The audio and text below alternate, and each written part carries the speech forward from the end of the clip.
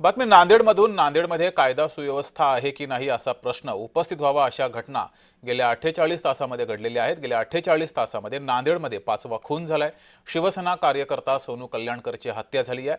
Morning वॉकला गेलेले असताना पोटामध्ये चाकू खुपसून त्यांची हत्या झाली आहे. दुचाकीवर आलेल्या 4 जणांनी चाकूने वार केले. याआधीही सोनू कल्याणकर यांच्यावर गोळीबार झाला होता. मात्र गेल्या 48 तासात ही 5वी घटना घडली आहे. त्यामुळे अनेक प्रश्न हे उपस्थित होत आहेत.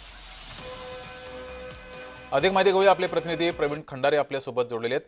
प्रवीण, कायदा सुव्यवस्था नांदेडमध्ये आहे की नाही असा प्रश्न उपस्थित व्हावा अशा घटना घडल्यात. गेल्या 48 तासात 5वा खून झालाय. पोलीस काय करतायत असा प्रश्न त्यामुळे उपस्थित झालाय.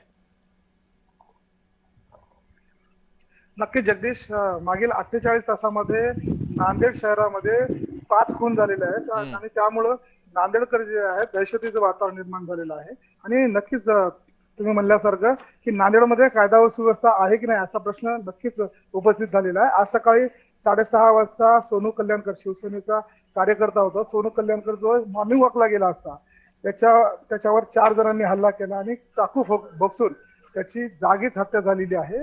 आणि मागे पण सोनू कल्याणकरवर गोळीबार झाला होता आणि त्यामध्ये तो बचावला होता. आणि त्यानंतर ह्या जो आहे खून झालेला आहे.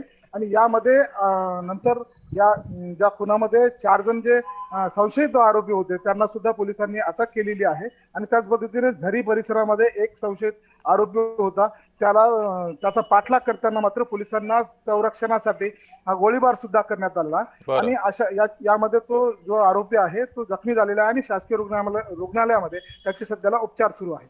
जगदीश. ठीक आहे प्रवीणजी, तुम्ही असेच जोडलेले राहा.